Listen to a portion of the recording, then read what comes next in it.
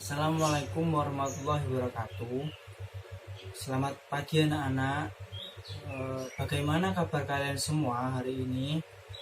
Bapak harap kalian sehat selalu dan tetap semangat untuk belajar. Baik, sebelum kita mulai pelajaran pada pagi hari ini, alangkah baiknya kita berdoa terlebih dahulu. Berdoa mulai. Bismillahirrahmanirrahim. Raditu billahi rabba wa bil islam dina wa bi muhammadin nabiyya wa rasulah. Rabbi jidni ilman nafi'a warzuqni fahma. Amin ya rabbal alamin. Berdoa selesai.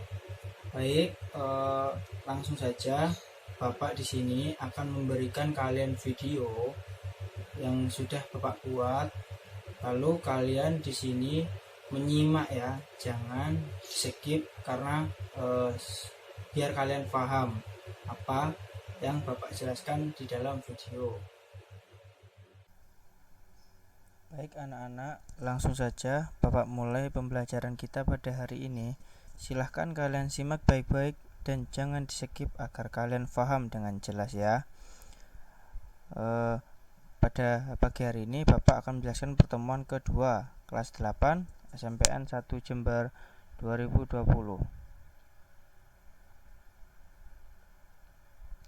Untuk materi kedua, kita akan mempelajari tentang saluran-saluran mobilitas sosial dan dampak mobilitas sosial. Di sini terdapat beberapa saluran-saluran mobilitas sosial, yaitu yang pertama pendidikan, yang kedua organisasi politik, yang ketiga organisasi ekonomi, dan yang keempat organisasi profesi.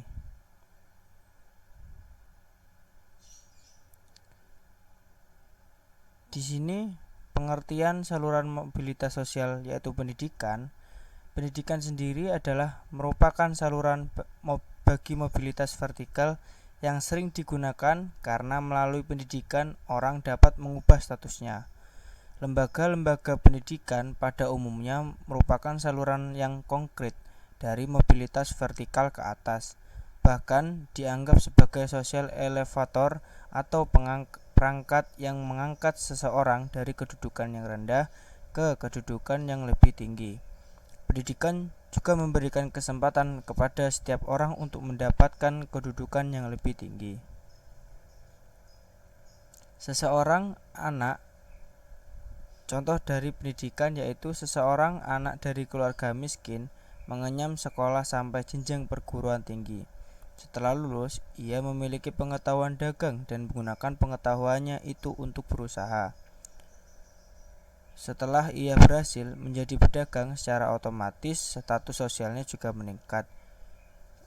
Di sini kita contohkan kepada seorang anak dari keluarga yang tidak mampu.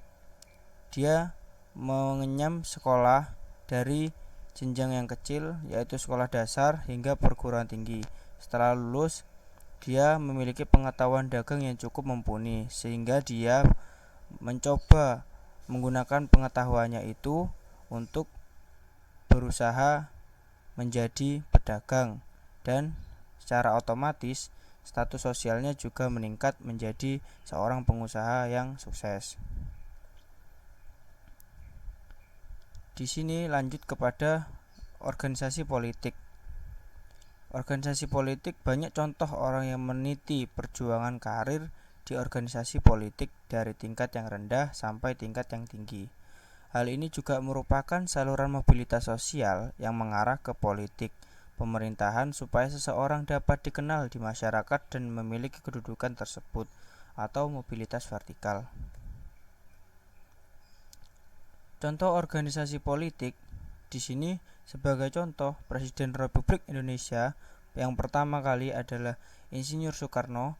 Ketika mendirikan Partai Nasional Indonesia, Soekarno tidak memiliki jabatan di pemerintahan, namun melalui perjuangan politiknya Soekarno semakin dikenal rakyat dan penjajah. Pada saat kemerdekaan, Soekarno dipilih menjadi Presiden Republik Indonesia.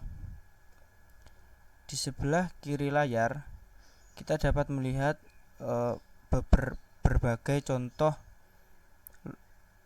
partai yang ada di Indonesia pada saat ini, yaitu ada PDI, ada Partai Nasdem, ada PKB, ada PAN, PDP, dan lain-lain. Itu merupakan contoh organisasi politik yang ada di Indonesia. Yang ketiga, lanjut kepada organisasi ekonomi. Apa sih organisasi ekonomi? Organisasi ekonomi adalah organisasi yang bergerak antara lain dalam bidang perusahaan ataupun jasa umumnya memberikan kesempatan seluas-luasnya bagi seseorang untuk mencapai mobilitas vertikal.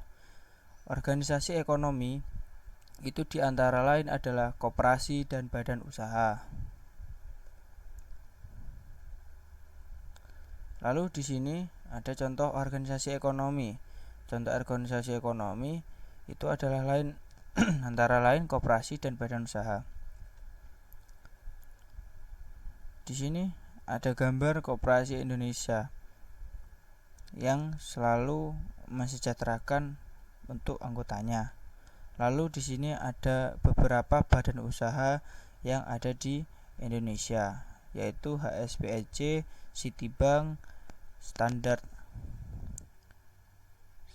Chartered, dan QNB.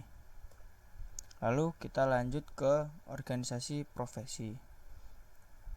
Berbicara tentang organisasi profesi, bagaimana organisasi profesi dapat menjadi saluran-saluran mobilitas vertikal.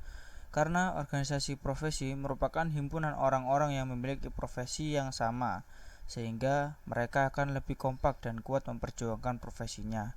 Sebagai contoh, di sini ada organisasi profesi guru atau Persatuan Guru Republik Indonesia. Merupakan salah satu sarana perjuangan para guru dalam bidang pendidikan dan kesejahteraan guru. Lalu di sini ada berbagai contoh organisasi profesi itu sendiri. Yang pertama ada organisasi profesi dari Persatuan Guru Republik Indonesia atau yang sering disingkat dengan PGRI. Lalu di sini ada Ikatan Dokter Indonesia atau IDI. Jadi di sini menaungi semua kesejahteraan untuk dokter-dokter yang ada di Indonesia. Lalu contoh yang ketiga yaitu Himpunan Pengusaha Muda Indonesia atau yang sering disebut dengan HIPMI. Jadi di sini ada 3 contoh organisasi profesi dan masih banyak lagi organisasi profesi lainnya.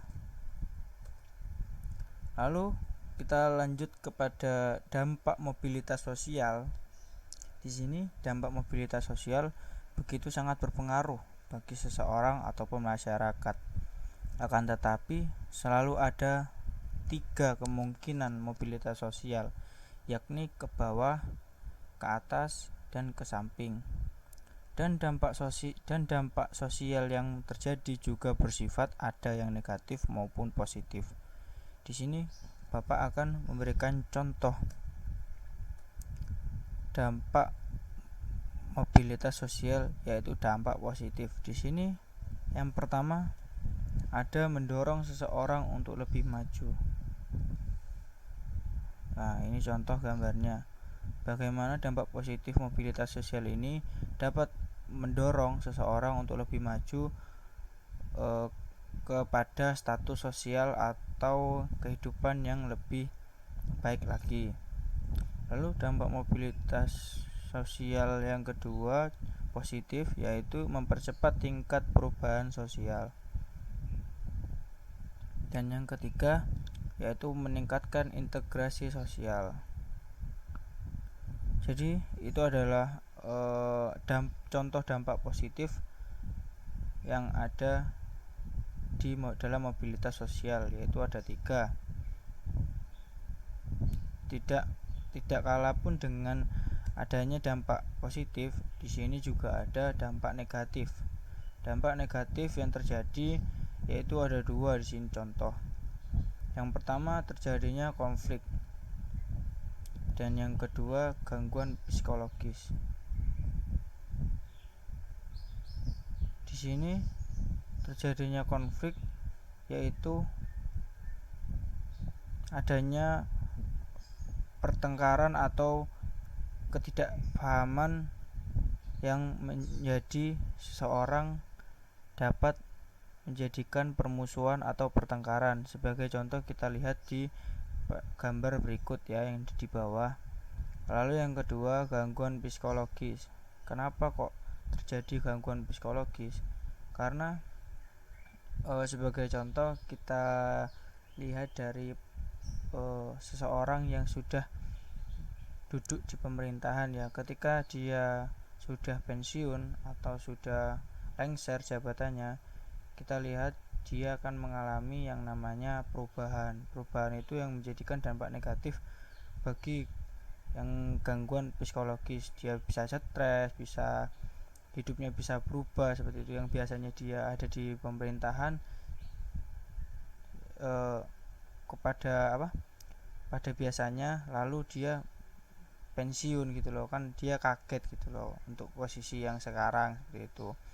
Mungkin itu saja pengertian dari saluran-saluran mobilitas sosial dan dampak yang terjadi kepada mobilitas sosial, yaitu ada dua tadi, dampak positif dan dampak negatif. Untuk selanjutnya Bapak mohon maaf jika ada kata-kata Bapak yang kurang berkenan. Teruslah semangat belajar dan raih cita-citamu. Mungkin itu saja dari Bapak. Terima kasih. Wassalamualaikum warahmatullahi wabarakatuh. Mungkin itu video dari Bapak untuk pagi hari ini. Jadi itu semua penjelasan dari Bapak untuk materi yang kedua. Selanjutnya untuk kalian yang belum paham, untuk anak-anak yang belum paham, bisa langsung tulis di kolom komentar ya di dalam video Bapak. Nanti langsung tulis komentar sana apa saja yang belum dipahami. Setelah itu Bapak akan memberikan tugas kepada kalian. Langsung saja kalian nanti langsung buka Google Sheet. Di sana ada tugas 2 di mana kalian harus mengerjakannya, lalu dikerjakan ya. Untuk pagi hari ini mungkin itu saja dari Bapak. Kurang lebihnya mohon maaf apabila Bapak ada salah kata maupun tingkah laku Bapak yang kurang berkenan. Wassalamualaikum warahmatullahi wabarakatuh.